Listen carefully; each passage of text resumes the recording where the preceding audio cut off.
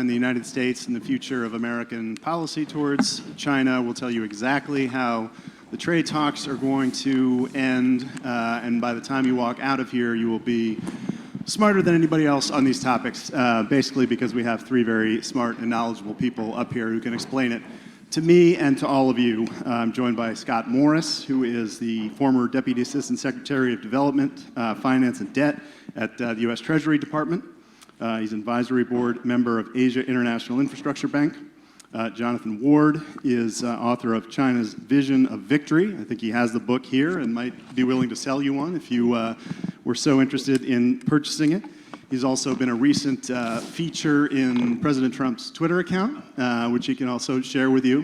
President Trump quoted him quite positively, although he inserted a "thanks President Trump" into the comments, which of course he is wont to do, and merit Janow, I think everybody knows, as the Dean of CEPA here at Columbia, advisory board member of the China Investment Corporation. So we have three really experienced China hands, international hands, who can help us get to grips with what is a complicated, confusing, and challenging situation. So I thought we might just go down the row, and I'd let you, Jonathan, start off by telling us where you think the U.S. is vis-a-vis China, particularly in terms of trade negotiations.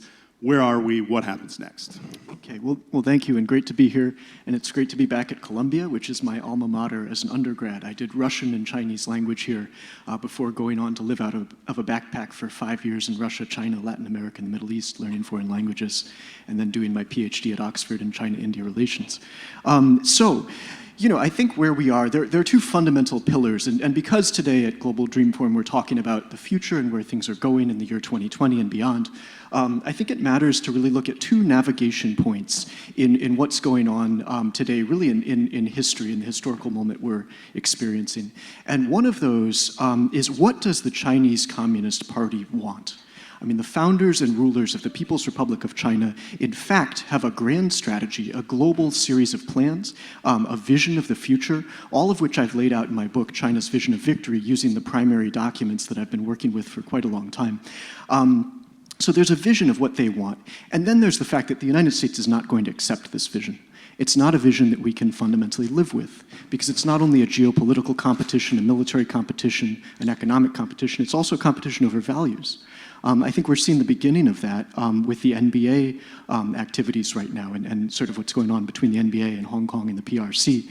And fundamentally, between those 2 points of navigation, you know, what China wants, what the Communist Party wants, and what America is going to do to respond, the rest is just sort of the interplay of those two forces. And I think where we really are, I mean, there's a huge distraction when it's just about trade, because in fact, I think we have the beginning of a genuine turning of the American aircraft carrier.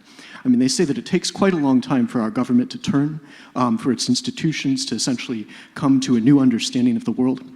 And the way that I'd compare this moment really is to the sort of 1945 to 48 moment when we went from essentially Uncle Joseph Stalin, our ally in the Second World War, to realizing that communism was quite an issue, really a genuine challenge for the United States. And we set up for a 40-year contest in which we defeated a totalitarian empire. So today, I think a consensus builds in Washington, and this may be the only bipartisan issue in America today. On both sides of the aisle, I think you have a real growing consensus on the China challenge. You're starting to see sort of the tools being put in place well beyond trade that are meant to manage this long-term competition. Great. There's lots we could come back and unpack from that. Merritt, I guess I'd ask if you have a similar view on this, you know, historic turning of the kind of American ship of state to a, you know, more of a warlike posture with China, or is there a different path forward in which it is, you know, mutually beneficial and cooperative? How do you couch the current nature of the U.S.-China relationship? Well, thank you. There is a recalibration of the U.S.-China relationship. There's no doubt about that. But I think we're all asking ourselves what dimensions are particular to this administration, you know, common in trade policy, what's likely to continue in the future. And so I think that friction, you know, is part of trade policy. And we've gone through periods of intense friction with the countries that we trade with the most, with Europe, with Japan, with Canada. So a certain amount of that I consider to be part of the state of affairs when our economic relations are running into barriers in each other's country. But then on top of that are the particular challenges of China. So, you know, I think we are in a fundamental recalibration. You know, China's being characterized as a strategic competitor that is blurring economic and security issues more profoundly than in the past, but it's also an incredibly important country in the world, an important economy in the world, and one that has gone very far down the road of trade, investment, economic interaction with the United States and the world. So at the moment, I think we're in a period of intense tension within ourselves as to what kind of policy we will have vis-a-vis China in the past and in the future. There's a rethinking of what were our expectations and how they need to be changed. And there's been some shifts in China that have occurred that are accelerating this sense that you've spoken about. But I don't think there's an inevitability to a particular outcome, but there is a recalibration with, I think, far more attention to the areas that are of deep concern, whether it's trade or it's security related. Okay. Scott, give us your sense of the current state of the U.S.-China relationship and trajectory for the near term. Sure. Well, I very much like the idea of going through the exercise of distinguishing what is unique to this current administration and what may be part of, call it a structural shift or a bipartisan shift, frankly, in attitudes. And no doubt, I expect we would have observed a tougher attitude toward China no matter what.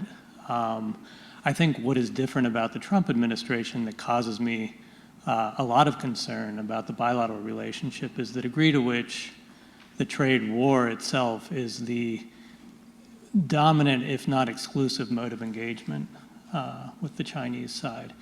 So, and I think it's important to distinguish here between engagement, which includes critical engagement, showing up and criticizing, versus no engagement at all.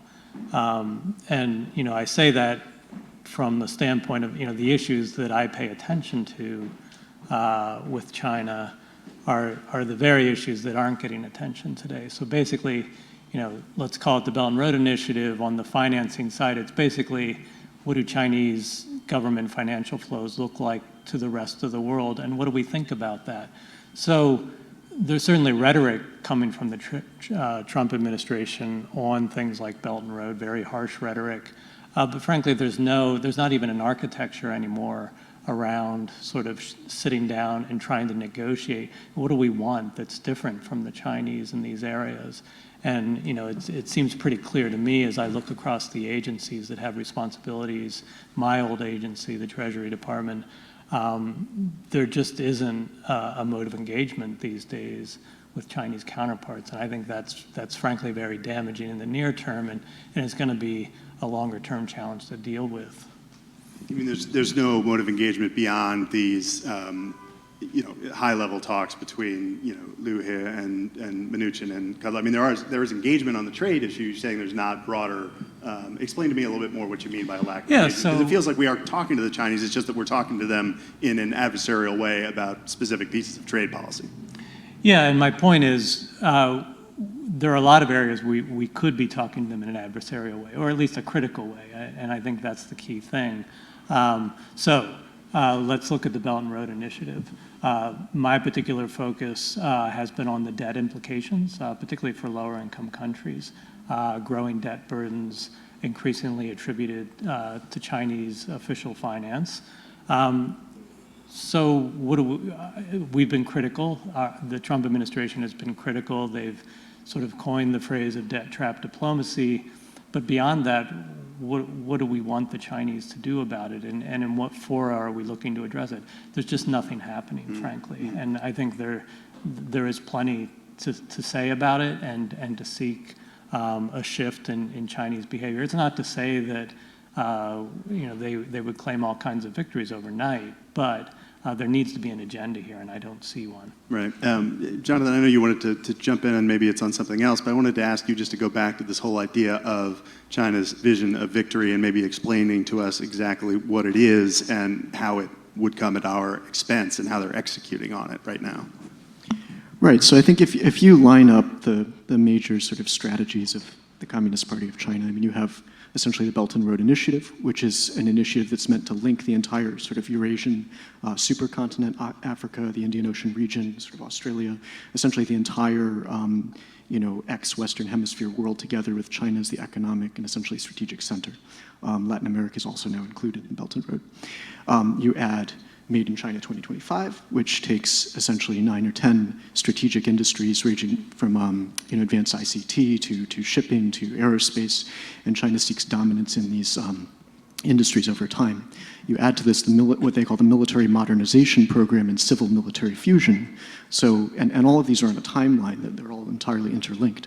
And the military modernization program is meant for China essentially to, as they say, narrow the gap with the US and other militaries, and also to begin to protect the overseas interests of the People's Republic of China. So then you take the Belt and Road map, you realize that, sort of the military expansion of the PLA and the PLA Navy, all of these things are essentially meant to range across the Eurasian continent and its maritime peripheries to assert the Chinese interest. So these are sort of sub-strategies. They're not the whole thing. The whole thing culminates in something that's called the Community of Common Destiny for Mankind. And this is essentially the capstone on the Communist Party vision. You add up on their long-term time frame, and the time frame is meant to culminate in what they call either the two centenaries. One is 2021.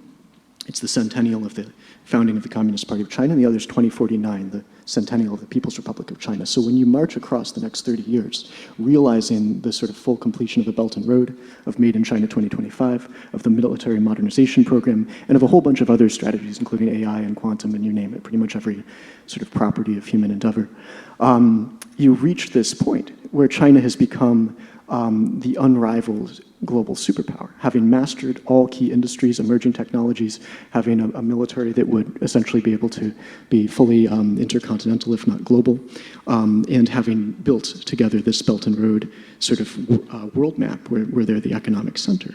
So the Community of Common Destiny is basically China trying to get its handle, and they've apparently now, global governance is the most funded research program in China. So where it used to be maritime security, as some report, to essentially figure out how they're going to do a blue water navy and protect overseas interests, now it's global governance. It's the question of, it's linked to this idea that, as Fu Ying says, the Western system has contributed to humanity, but those contributions lie in the past. Essentially, the Western system is over, and China is the future. And this is really the ideology of the Communist Party of China.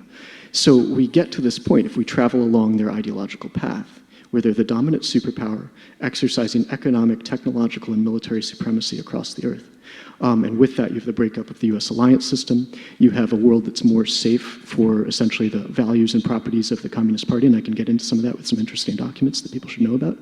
And also, basically a world in which the American era is past, and the era of rights and democracy is also past. I mean, we see this today. I think the big piece of the NBA's story, just to go with the news cycle, is that what it's revealing is not really the standoff with the NBA, but suddenly the character of just so many of our Fortune 500s and Fortune 1000s, US and multinational companies, that are essentially forced to comply with the Communist Party's dictates. And this is the China of 2019. This is a China that exists today as, a smaller economy, a much smaller and much more inexperienced military, and which does not have the technological edge that the US or our allies have. So you imagine moving forward on that path as the leaders of China imagine. And you're talking about a very different world order, and one that they're beginning to conceptualize. That all sounds really scary to me, and I don't like the sound of much of it. And maybe we'll get into your vision for how this could perhaps be avoided. It's their vision. Yeah. Yes. We'll get to that. But I wonder, Merritt, what you make of this type of, I don't want to call it an apocalyptic view, but a view of China's path forward, and it sounds very well articulated in this book on, their goals for this kind of global domination and the assertion of their way of governance as the future of the way the world is going to be governed, and the kind of death of the Western democratic model. Is that a vision that you think is one that China wants and is actually moving towards? And how seriously do you take this particular vision for where the Chinese are trying to take not just China, but the rest of the world? Yeah, I don't have a sense of apocalyptic future for the United States. I have a very positive view overall of the United States' future if we get our own house in order on numerous fronts. I see China as having taken a turn following the financial crisis that has strengthened the role of the state while it was moving in a direction of a far more market-oriented system. And I think that turn is part of what is causing the frictions of today. That's not to say there would be no frictions had they continued in their path, but it's not just a continuation of the period since they joined the WTO, et cetera. It's a revitalization, if you will, a strengthening of the state. Now, part of that was done in response to the global financial crisis and led to a stimulation of the economy that was helpful to the world. But I think where we are right now is trying to figure out how we deal with a country that has that role for the state and is not diminishing as we might have expected. Yeah. I, for one, never thought that there was an inevitable movement towards a democratic system. I think anyone who had much exposure to China really didn't have, should not have had that expectation. But there was an expectation that, with growth and prosperity, which has been their goal. I see their goal as having to create a vibrant economy and more domestic prosperity as a real driver there, would come a more open society. And that's taken a different turn recently. Obviously, they are trying to upgrade their economy. And, my hope is that this trade agreement will be reached. It will have, I think, various features. Part of it will be market opening, and those things can be done. Some of it will be purchases, and that seems to be an area where they want to move. The hard part of the structural issues, and those structural issues have to do in part with state-owned enterprises, with subsidies, and with industrial policies.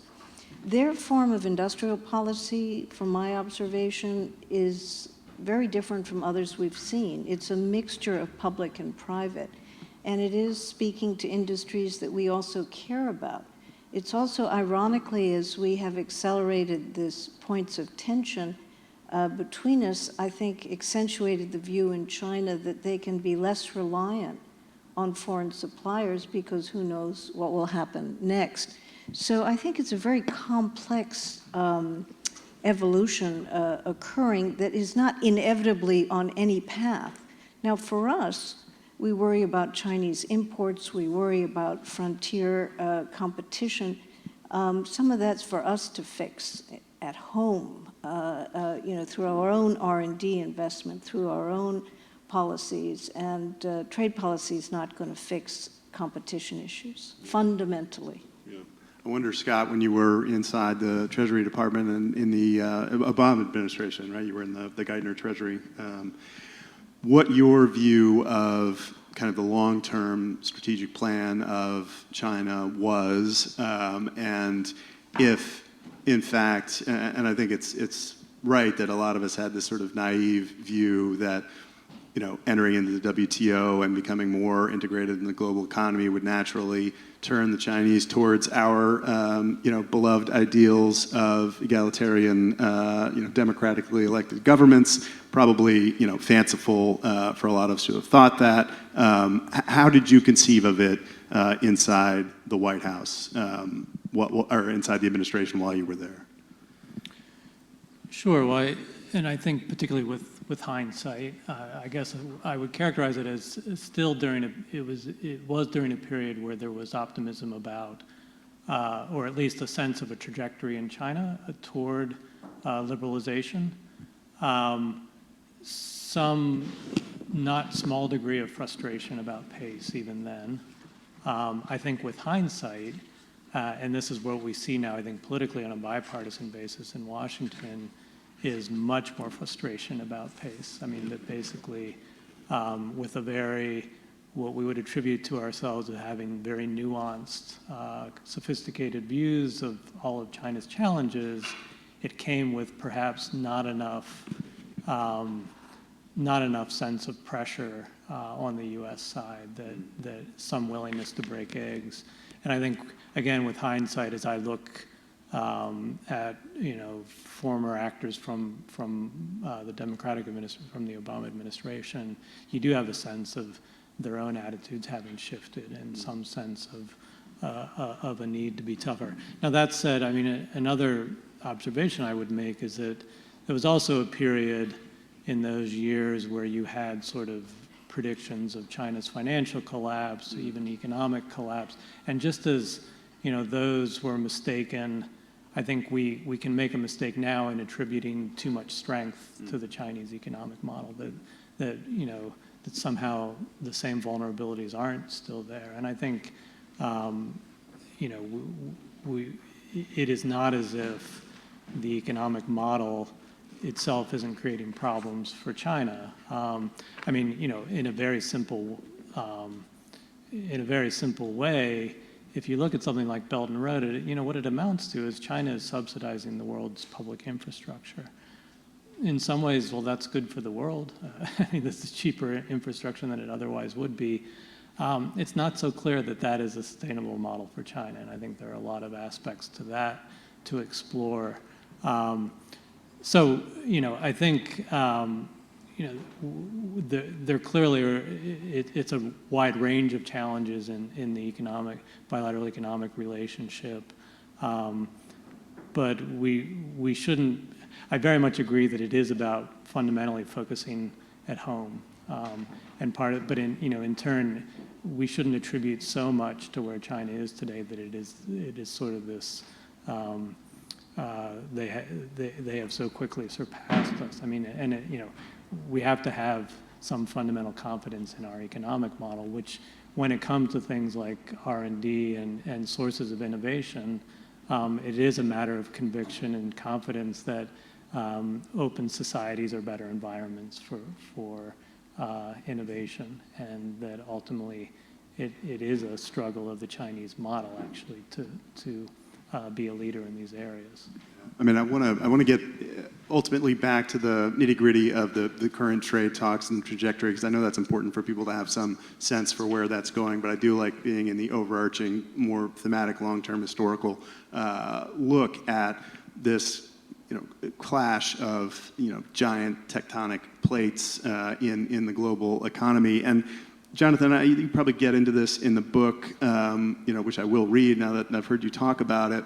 But I wonder, do you give any credence anymore to the idea that, you know, when the Chinese middle class explodes, as it's going to explode, when you know, the cities that they've built are filled with middle class folks, and you know, it seems to me now, you know, having been there, that they don't care that there is one party government that tells them what to do and monitors their social media and you know, kind of controls all of that, as long as their kind of quality of life is going up. They're fine with the Chinese way, the Chinese model. Is that going to persist, or is there still any credence to the idea that people are born wanting to be free and have a voice in how they are governed, and that this, perhaps ultimately naive idea that China would ultimately develop along that path, is there any chance for that to still happen, or is it just silly to even think that this march of global domination is going to move on, and the populace of China, as it becomes urbanized and middle class, is going to be perfectly fine with the way they're governed? I think it's incredibly important, first of all, to distinguish between China and the Chinese Communist Party. And with that, also to add the distinction of the People's Republic of China, because again, there are only about 90 million members of the Communist Party, and yet they have, as Xi Jinping has said, that we, harnessing the invincible force of 1.3 million people, we strive forward essentially on an infinite stage for our era. So there's this idea that the party is running this entire population forward on this long-term plan that they've clearly laid out. So I think the question is, at what point are those things truly in conflict? And I think the first place in which they're actually in conflict, this idea that there's going to be this growing middle class and sort of continued prosperity, is about what the world does to respond to this essentially vision and the practices of China. I think that is beginning now. I think particularly with things like Hong Kong and the Xinjiang concentration camps, where there's an important hearing this week in Congress about forced labor in these concentration camps and how that's winding up in global supply chains, the need for companies to really check this out.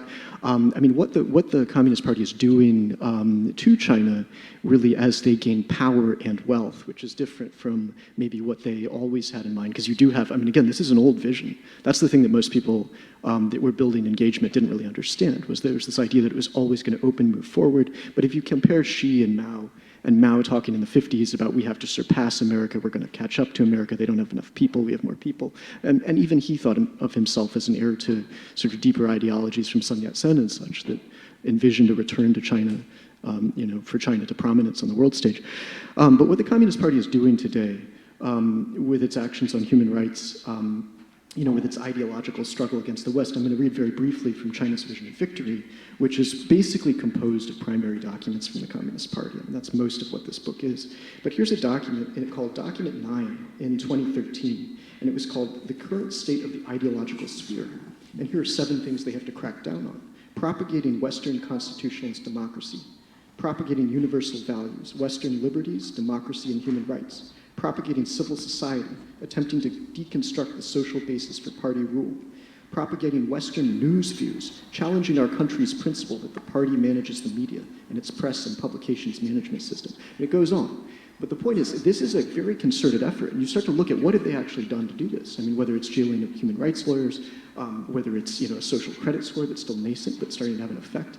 The social management program is in effect and is using emerging technologies that were not invented in China, that were essentially developed in the United States and ultimately brought to this authoritarian system. So that, again, I think raises the question of what engagement really means. There are a lot of reasons where I think the U.S.-China relationship to me is not the most important bilateral relationship in the world. I think the most important relationship is really the relationship between the United States and all of our friends and allies, and the genuine responsible stakeholders, and that's the title of this panel, responsible stakeholder essentially or not. Because that's 2/3 of the world economy. You add up the global democracies, and it's 2/3 of the economy. You take the OECD, you add India to that, you add all the emerging markets. That's where the future is. It's not necessarily in this vision. We have to understand this vision and these strategies in order to compete and counteract this, but I think that's starting already. And that's not just starting in Washington. I think at this point it's a global discourse, largely among national security and human rights, which I think have come into a very important alignment here, even as business and finance are looking for opportunity in China. Yeah, that's really interesting, and I want to get into the NBA story because it is so newsy and also so remarkable. The reaction in the United States to from LeBron James and the rest of the NBA officials saying the things that they've said, essentially to kowtow to the Chinese, and I want to unpack that a little bit more, but we can come back to it. But it's interesting you talk about the most important relationship not being U.S.-China, but U.S. with the rest of its allies and the Western world and the Western democracies. And one way we conceived of taking on China was through the Trans-Pacific Partnership. And I'll get back to you, Jonathan, on whether you thought that was a good idea or not. I'm assuming Scott thought it was a pretty good idea since the administration worked heavily on it. Merritt, what do you think of the idea that the only way to kind of combat this vision from becoming reality is this multilateral approach, these stakeholders, responsible stakeholders joining together in a way that can counter the Chinese vision? And have we gone off of that path irreparably based on how this administration has dealt with it? Yeah, I'm not a student of Chinese Communist Party theory, so this is interesting, but it's not the flavor of the China I interact with. The China that I interact with is more focused on sort of economic growth, prosperity, poverty alleviation, and very different things. I think when Ambassador Robert Zoellick used that term, responsible stakeholder, it was in, I think, about 2005, and it was not saying that China had become a responsible stakeholder. It was saying that China needed to become a responsible stakeholder, and what would that mean in the world today? It would mean caring about intellectual property. It would mean having an open economy. It would be rule of law of the international trading system and other features, and saying, this is important for the world and it's important for China, and urging China to move down that path. There have been areas where China has moved down that path and others where it hasn't, but I think the basic challenge to China to recognize the importance of that path is still with us today, and we should not abandon those efforts to urge China to pursue those things that we care about and that matter. And in that, we can work with other countries more effectively than we are doing now. And I think, TPP was one such effort, but TPP was not just all about China. It was about expanding the rules on digital trade. It was moving to, zero or low tariffs in many, many areas. So it was expanding the rule set, but it was also trying to expand trade and economic integration with countries that were prepared to go down that path. And in so doing was a kind of provocation to other countries, including China, of the benefits of this approach. One of the things this administration is doing that I think is not working out well is pursuing such aggressive trade policies with our allies that it's creating friction when we could be working collectively. And I think China, my sense is that Chinese leadership, Chinese economic policymakers are not impervious to how the rest of the world thinks, and is mindful of international norms when there's agreement around them. So this administration moved away from multilateralism very profoundly, is sharply critical of the WTO on most fronts, thinks the appellate body is not worth preserving, is how it appears. So when we work together with Japan and Europe and Canada and others, and I think, and have a shared sense of what is important vis-a-vis China, I think it matters to China. So I would hope that we could get back to identifying some range of things around which we have shared views. The Council of Europe has already voted in favor of moving with the United States on intellectual property issues. Japan has as well. So I think there is a shared agenda that could be influential in having China engage those issues more profoundly, and ultimately, if they see them as in their own interest. And I think there are many parts of the reform agenda that there are voices within China that see it as in their own interest. Scott, I did a podcast not too long ago with Mike Froman, who was USTR under Obama when you were in the White House and in the administration, and obviously worked heavily on the creation of TPP and spent pretty much all of his time on it. And he described it failure to adopt it and to become a part of it as possibly the greatest economic mistake of the last 100 years in the United States that we would regret for generations to come. Do you share that view? Actually, Ambassador Froman was still in the White House as the principal international economic advisor to the president when I was at the Treasury. He was the Sherpa at that point. And I point that out because, in fact, so much of the agenda during those first 4 years was still dealing with the aftermath of the global financial crisis. True. And, the very approach of the White House in that context, and we took our direction at the Treasury, was a very firm embrace of multilateral mechanisms. So yes, you had TPP as a negotiation and then an outcome, but it was very much in the context of multilateral engagement on multiple fronts, whether it was sort of continuing crisis response as sort of crisis continued in Europe, but things like the G20, which, I will say it was the Bush administration that made the choice to elevate the G20 as really a leading crisis response platform. Things like taking, and this was very much in my portfolio, taking a very aggressive and activist stance through the multilateral development banks, the World Bank, the system of regional development banks, being similarly bold with the IMF. All of these tools in the toolkit for crisis response that worked very effectively alongside our domestic, what the Fed was doing. All of these things were seen as strongly joined efforts.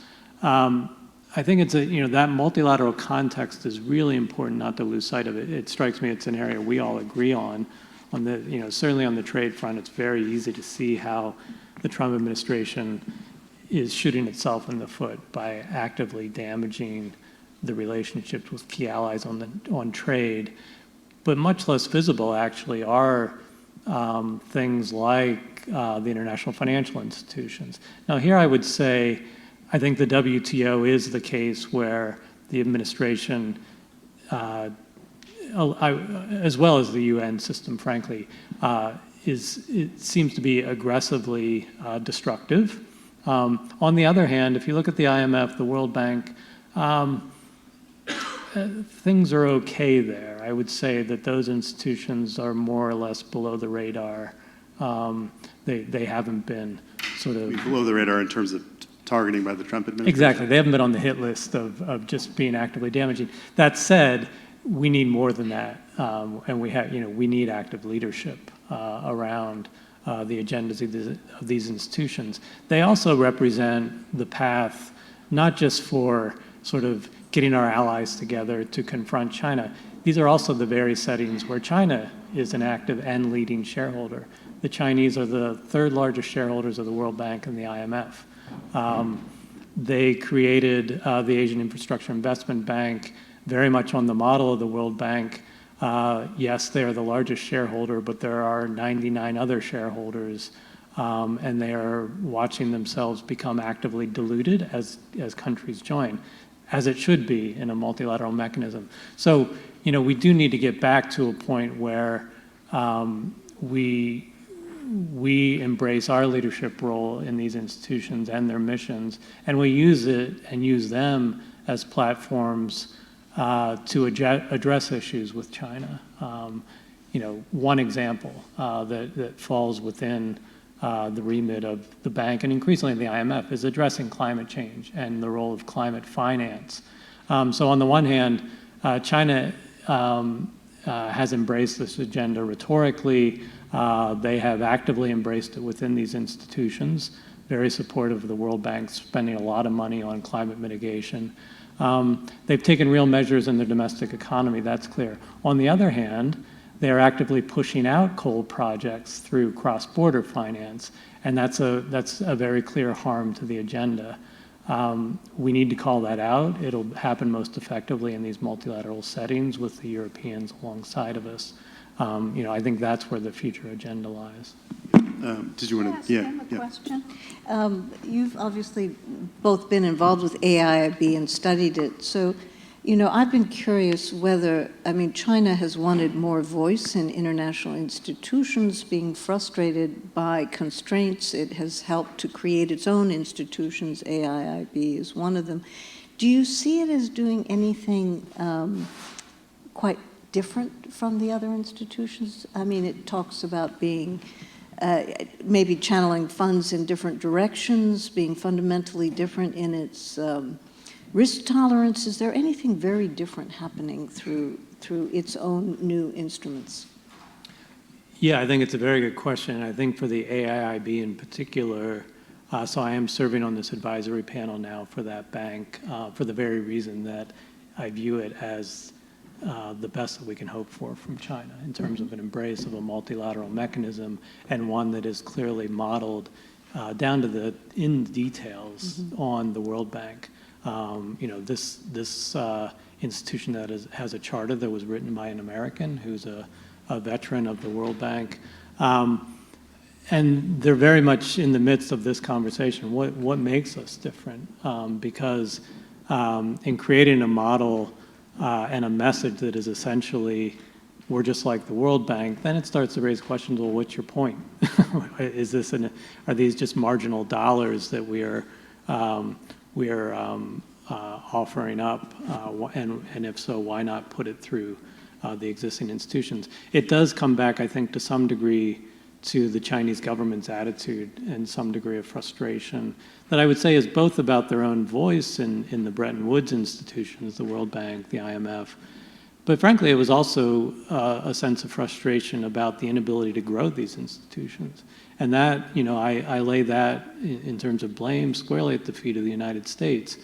The U.S., during the Obama years, was a very active and I would say honest broker around these questions of voice. And in fact, that entailed making the case for China's increase in voting share. We played that role because the U.S. wasn't, if China's going to win, someone has to lose. It actually wasn't the U.S., it was small European countries for the most part. So I would argue that we did the right thing there. The basic model of these institutions is as your economy grows, so grows your voice in these multilateral economic institutions.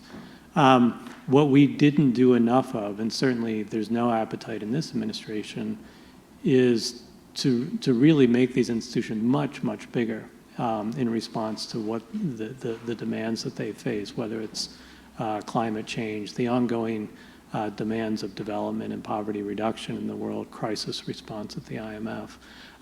So I think I do attribute to the Chinese a sense of frustration that there wasn't a willingness, because they certainly had the will to allocate a lot more capital through these multilateral mechanisms. They would have been perfectly happy. I'm not saying to the exclusion of creating their own institutions, but they very much wanted a larger World Bank. They wanted a larger Asian Development Bank.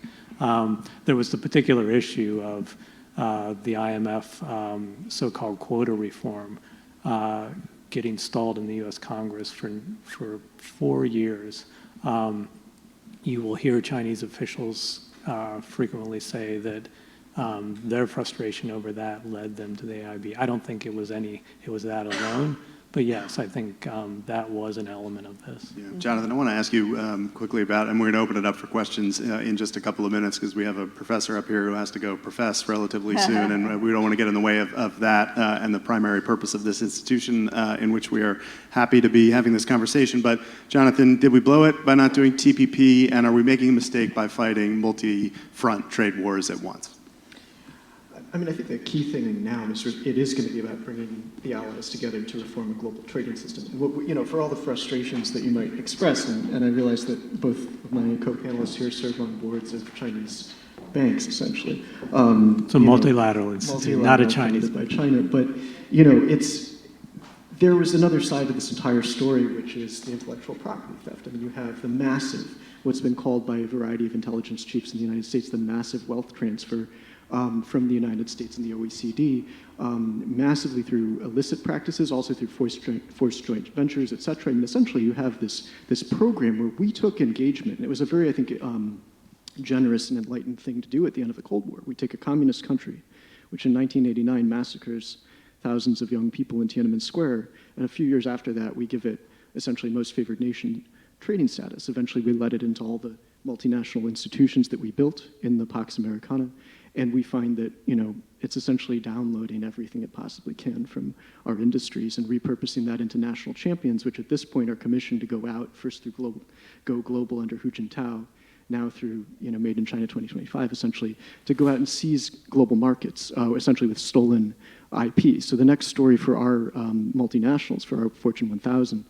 in the 2020s is going to be how do you compete against these national champions that are going out with the backing of the state, building into programs like the Belt and Road, supported under Made in China 2025, and headed off to create, and it's not theory, it's strategy and policy of the Communist Party, the community of common destiny for all mankind.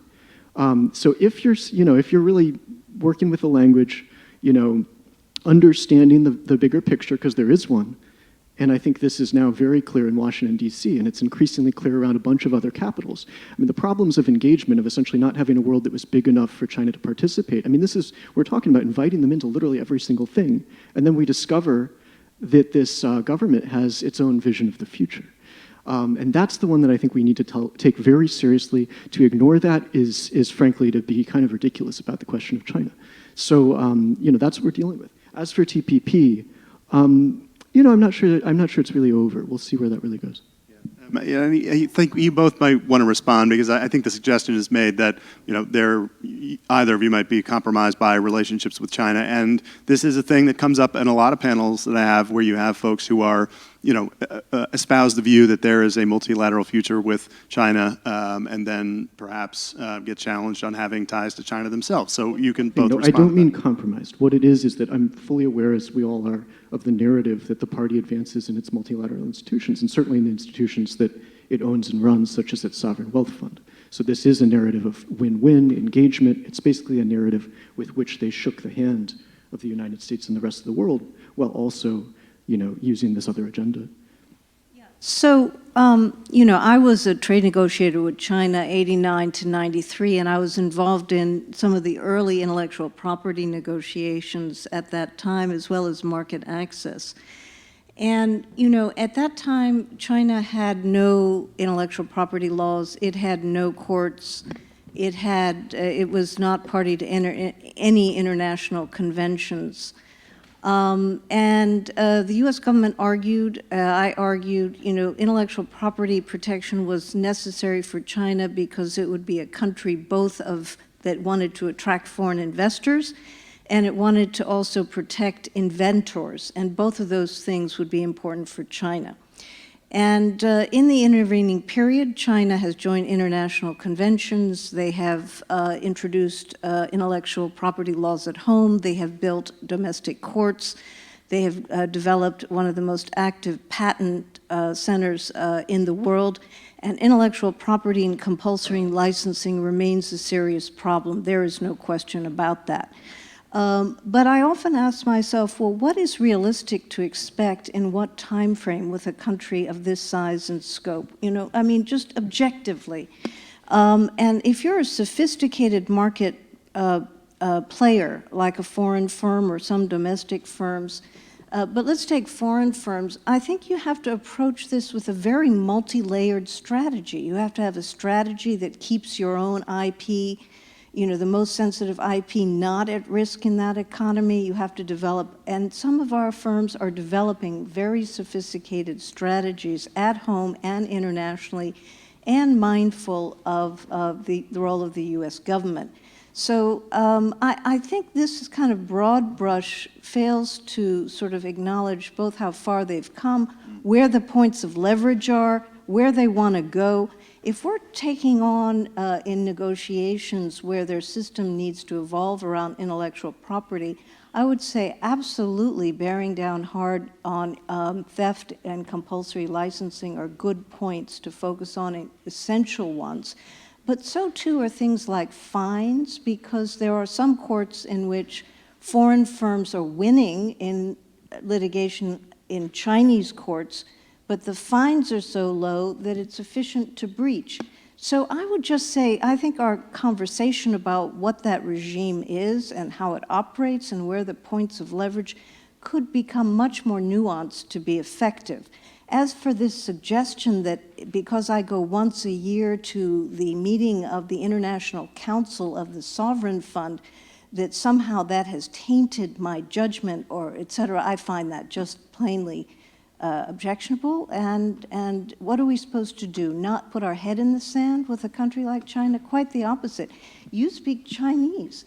Do you think that has altered your understanding in a negative way? Are you tainted by that experience?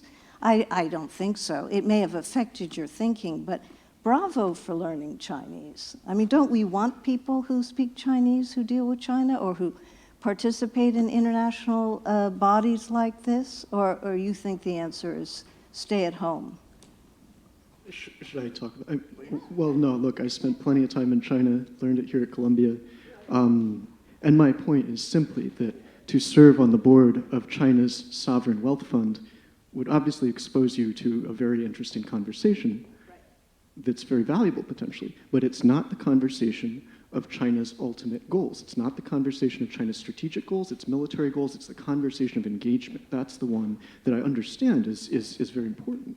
And yet at the same time, it's not really what we're dealing with as a country when we're dealing with China. There's this other side to it, which is incredibly important. And what that really can be broken down to is the question of through engagement, we also have a China that's building a military that's designed for conflict with the United States, that's designed for conflict in the South China Sea and Taiwan. You have a leader who is talking about preparing his military to fight and win wars, and clearly that's not the conversation that's going to take place on the board of a development bank. That's my point. No, it's not about you. You're the dean of SIPA.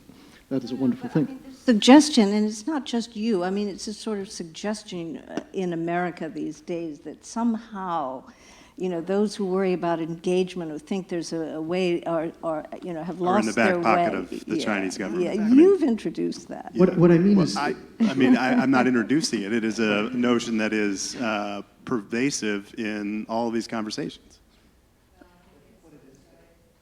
It's the engagement conversation and the national security sort of strategic victory conversation are so willfully separated by the party that we have to be mindful of that. We have to be mindful of what we're exposed to when we're exposed to China. Let me just say, I think those of us who have been critics of China's behavior, again, my focus is on Chinese government financing in other countries. Frankly, I think we have a responsibility to show up with our criticism, and that's what I do when I go to China. It is getting behind. The harsh rhetoric is fine, and it's fine to be broad brush, but we have to recognize China in the world today. It is tens of billions of dollars of financing today.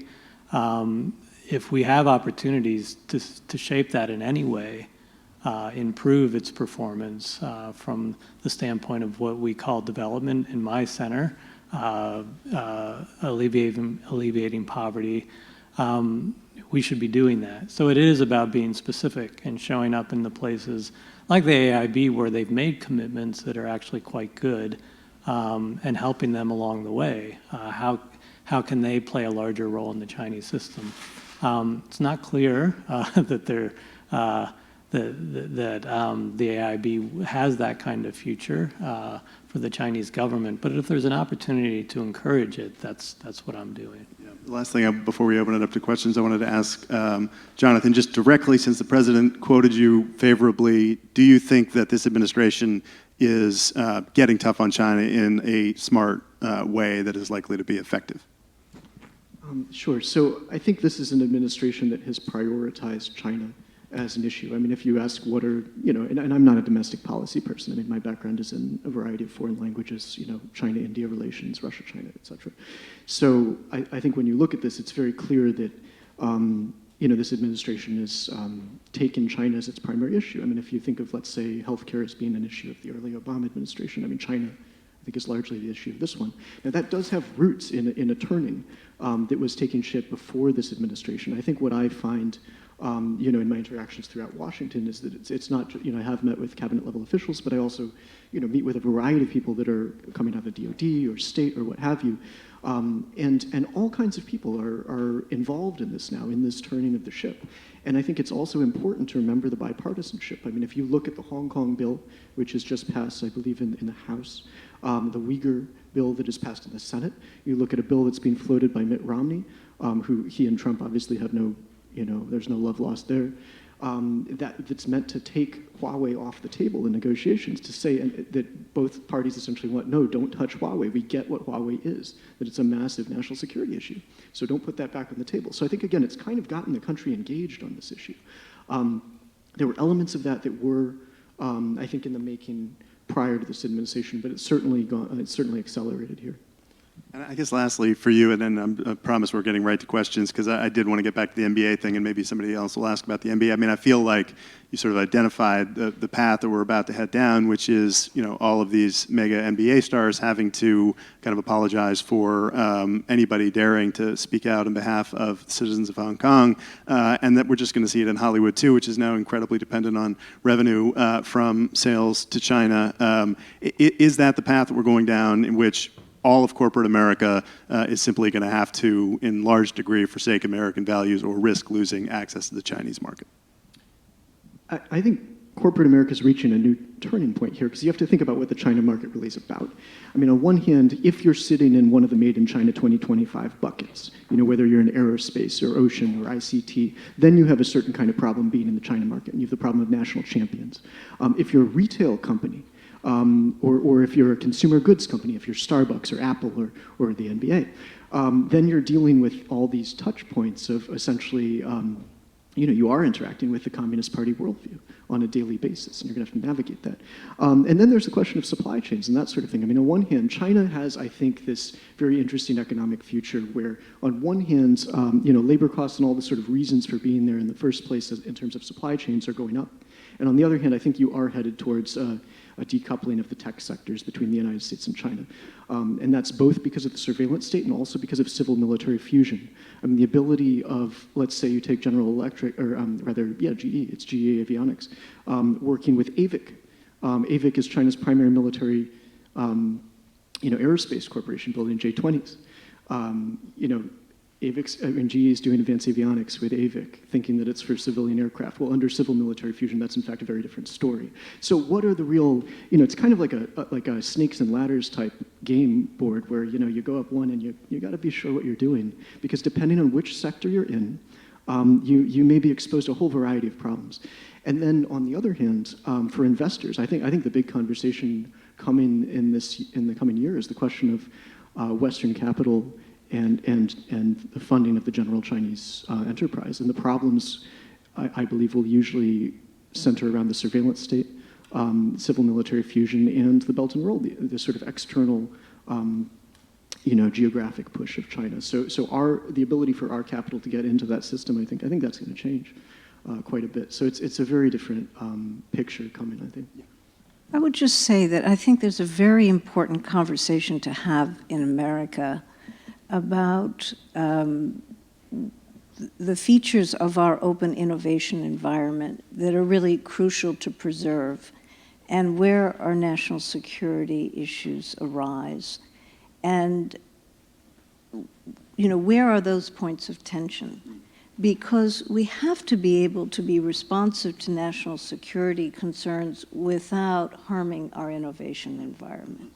And so I think the worry I have now is that we're becoming over-inclusive, not that we should put down barriers. I think it's fine to be screening foreign investment and looking hard at export controls, and even moving into potentially venture capital and other areas, but not with such a broad brush, that inhibits things that shouldn't, that will really need an open innovation environment. So instead of, I'm not saying you're saying this, I'm just saying as a country, we're moving down a path of being more restrictive. But to get to your point of being restrictive in a smart way, let's talk more deeply Huawei has been a flashpoint, as you point out, but how is it that the UK is saying they can manage it and we're saying, you shouldn't? I wish there was much more debate about that. Interesting question. I do want Just one point on the NBA thing. So I was in Beijing 2 weeks ago when this was blowing up, and it was interesting to observe it there. I will say, I think we will always be disappointed if we look to our corporations as the best expression of our values. So as a starting point. our basketball players. But, and I think, well, and they're tied into, you saw very different behavior from different actors. I actually looked at that and saw the damage it does China over the long term, because to me, it clearly was overreach. And the idea that private citizens in the United States, in expressing their viewpoints publicly, are such a threat to the Chinese government, I think that has repercussions, not just in the U.S., but globally, and I think it's troubling for a lot of different people to observe that. So I think to the degree they continue to try to do this in visible ways, it is ultimately harming them. Yeah, it did seem like a massive overreach. All right, we have a few minutes for questions. Just tell us, your name will start right here, just tell us who you are, which I think you did before, but you kind of get. Yeah, absolutely. I'm Josh Futterman. I'm the founder and CEO of ParkQ here in New York. And my last company I started in Singapore, and we did a lot of work in China around higher education with U.S. universities. But my question's not about that. I think we can all agree that during the negotiations for China's entry to the WTO, we were fairly Pollyannish about it. And a lot of that, I think, was pushed by large U.S. manufacturing companies who have since, in many ways, come to regret that. But one issue that you didn't really touch on, you talked about IP, was the fact that we allowed China into the WPO without pushing them hard on trade and services, which is, of course, the largest sector in our economy. And that's had a major negative impact on not just our largest internet and mobile companies, but on a lot of smaller companies as well. So the question that I have for all of you is, given that China tends to use its national security concerns to block all of those companies, do you see that changing at any point in the future, or are we stuck at this point? Anybody can take that. And let's just, if we could give brief answers. Okay, sure. I agree with you that services are undercovered in their accession protocol. It was also a very underdeveloped service sector economy. Now it is a much more important part of their economy, and it's really important that it open up. Financial services is the one dimension where they've said they want to open up more, and they're giving certain kinds of licenses to do so. They have yet to open up many other important sectors. The introduction of national security screening is starting in China. They have looked to our laws and EU laws to pattern their own. And that will be kicking in more overtly than it has in the past. At the same time, they say they want to open up services. I'm hearing in the medical sector and other areas there are growing opportunities. So I think it's going to differ sector by sector. Anybody else want to jump on that one? Okay. I saw some other hands. Yeah, hi, it's Eric Lawrence with Polarian Partners. I lived and worked in China for a number of years selling American technology. I guess the question is to Jonathan. So if we could sort of figure out how to get China to stop stealing intellectual property and stop these forced transfers, and potentially if the economy's decoupled, as there's been discussion of, would the Chinese be able to achieve this vision of victory that they have? In other words, to what extent is their reliance upon the United States and our technology and our IP, et cetera, critical to them achieving that objective?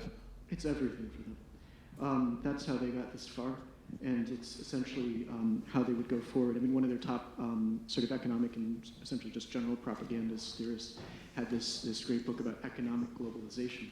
So when you have Xi Jinping going out there at Davos, let's say in 2017, beginning of the year, and he says, we need economic globalization, we need to globalize, we need these markets. He's talking about globalizing his mercantilist, state-backed, espionage-backed monolith. It's not really a monolith, but let's just go with that.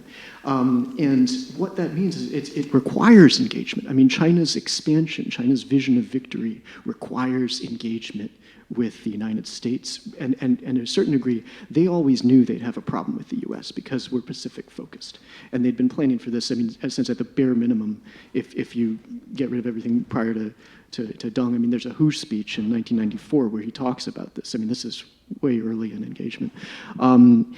But so Europe for them, I mean, in a way, Belt and Road is entirely about Europe. It's how do we get the rest of that, R&D spend that and the goods of that. Now, when I was doing my PhD at Oxford in China-India relations, I had the rare sort of, experience of being an American China-India expert living in Europe, going to NATO conferences, hanging out with the British military, things like that. And the Europeans, I think, didn't really look at China as a security question. So you can take this entirely different view where the British Chamber of Commerce looks at Made in China 2025 and basically says, this sounds great. It's pretty, I think that's the only, non-China-based Made in China 2025 document that I'm aware of that looks for opportunity in it. I mean, the Germans got it right, the US got it right. So they have this pursuit of Europe, the pursuit of other OECD nations that they believe that can fall back on as strategic tension escalates with the United States. So it's got to be multilateralism. Whatever is happening in DC today, whatever is happening in the administration or bipartisan-wise or even prior to this administration, to sort of bring the focus to the problem that we have in the China challenge, it's really the next step is multilateral. I mean, you have to be able to be working with Japan, with Europe, bring India into the picture, and this could be joint WTO cases, it could be joint CFIUS regimes, it could be joint R&D and strategic programs. I think it's a joint counter to the Belt and Road. That's already happening in a certain way under the free and open Indo-Pacific. And when we talk about winners and losers, because people like to do that and this kind of thing, I think that the real big bet for the long run is not on the rise of China, it's on the rebuilding of the free world, the free and democratic world. I think we need to start thinking about that again. We're going to have to do, I mean, Rob Atkinson will be here from ITIF. He's wonderful on what R&D can do for American GDP. If we start thinking that way as democracies and looking to our own futures and developing our own vision of the future, I think we'll be just fine. But we also have to manage what China is attempting to do through its engagement.